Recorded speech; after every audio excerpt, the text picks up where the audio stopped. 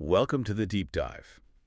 Today we've pulled together the sources on, well, one of the most fascinating figures in shifter lore, Kenta. Yeah, definitely intriguing. Our mission is pretty focused. We're diving into those really stark contradictions around him, how he's seen as, weak, a failure almost. But at the same time, destined for this absolutely legendary power that could, frankly, shake up the whole supernatural hierarchy. Exactly. That's the core conflict, isn't it? This rejection by his own family, his pack, Mm. because of what they see as this biological flaw. Hmm. And that very rejection is what apparently sets him up for something huge. We've got the sources on his family's power, the stigma of him being an echo, and this specific catalyst. This really unexpected catalyst. Right, that could make him the most powerful werewolf ever. It's quite the story arc.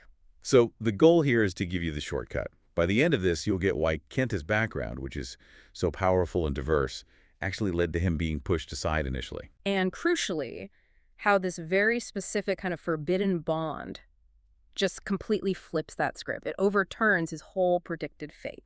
Okay, let's jump in. We need to set the stage first, understand just how high the expectations were for him to begin with.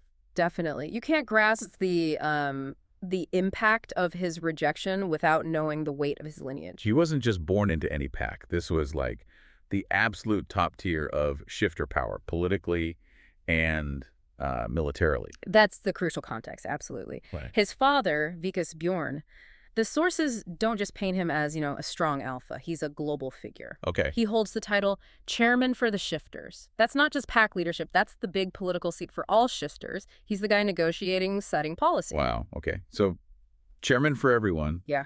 But he also has his own pack role, right? Yes, exactly. He's also the vanguard, which is the alpha, the top leader of the Bjorn pack itself. A very powerful pack. So he's juggling international politics and local pack command. Right. It means his influence is immense. And the sources stress that Vikas is deeply committed to shifter rights, particularly werewolf causes. His leadership is meant to be, rock solid. And then there's Kenta's own heritage. It's not just one line. No, it's this incredible mix. The sources say he's got Nordic, African, and Southern U.S. werewolf lines in him. That sounds potent. Oh, it is. More than potent, it's politically significant. These different lines often represent different kinds of power, different strengths. Having them all in one heir, that suggests stability, genetic vitality. A unifying figure almost. Theoretically, yes. He should have been the strongest, most unifying heir they'd ever seen. That diverse background just raises the stakes. It makes his later rejection, well, even more shocking. They expected a titan. Okay, that paints a very clear picture. Powerful father, supposedly perfect genetic mix. Mm-hmm. So how does this potential titan end up, well, cast aside? What goes wrong? What is this flaw? Right, this is where we hit that key piece of internal lore. Kenta is known as an echo. An echo. Yeah. What does that actually signify? Well, the sources define it as implying instability. It's Mhm. not just about being weak or smaller than the others, though that's part of it. It suggests his core shifting ability might be unstable, maybe delayed or fragmented somehow. Fragmented. So the idea is maybe his diverse heritage, instead of combining perfectly? It might have created conflicting signals, something like that. Like the system inherited too many strong inputs and couldn't quite resolve them, making him seem weak or incomplete compared to the standard. And that perceived weakness, that biological glitch, is enough to disqualify him from being the heir. In their world, yes. Especially for the role of vanguard, which demands undeniable physical presence and strength, the sources are clear because of this perceived weakness. Let me just jump in here politically. That seems tricky for Vikas, right?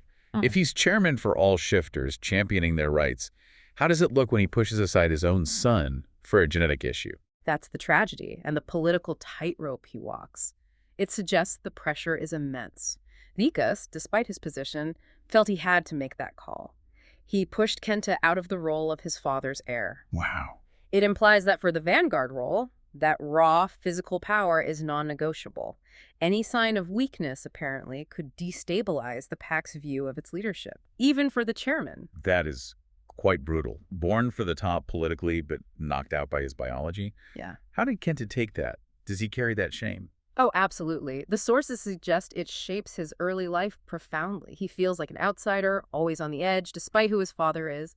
That rejection, that echo label, becomes his starting point. The door to the traditional path slams shut. Completely shut. But interestingly, the sources hint that this very closed door is what forces him towards Well, something else entirely, something external that changes everything. Okay, and this is where the story really takes a turn, right?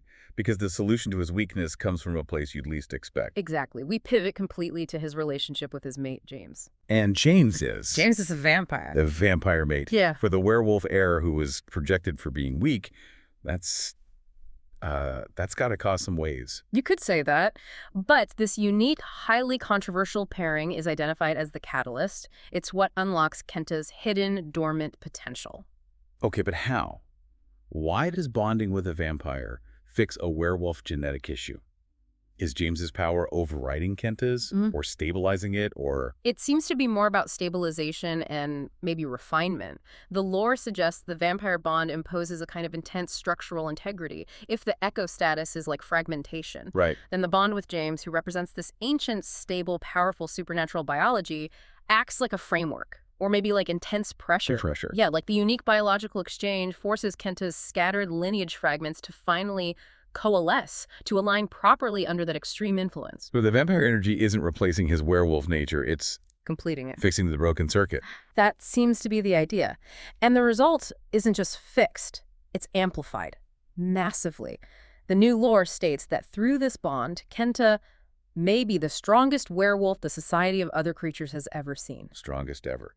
Not just overcoming the echo flaw, but surpassing everyone else. That's the implication. The weakness isn't just negated. The very complexity that caused the weakness, his diverse heritage, is now forged into something unprecedented because of the vampire bond's influence. So the rejection, the flaw itself, becomes the necessary ingredient for his ultimate power. That's quite a twist. It really is. The thing that made him an outcast is the raw material for his eventual dominance. Okay, to help you, our listener, really get a handle on this transformation, the sources offer a pretty good analogy. Yeah, it's helpful to think of Kenta's journey less like fixing something broken and more like, well, geology almost, like forming a diamond. Okay, I like that. So his initial state, the echo status, being seen as flawed, small, the rejection that's the raw carbon, imperfect, maybe unstable. Exactly. And his unique genetic makeup, that mix of Nordic, African, Southern U.S. lines, that's the complex, rich raw material. It has potential, but on its own, it's not stable enough. It led to the echo flaw. Right. And then comes James, the catalyst. The bond with James is the extreme pressure. Think geological pressure, incredibly focused and intense. A normal mate bond might be like heat, but this vampire bond is something else. Something transformative. Precisely. That kind of pressure either shatters the material or it forces it into something incredibly hard and refined. For Kenta, it forges the diamond. He becomes the strongest version of his kind.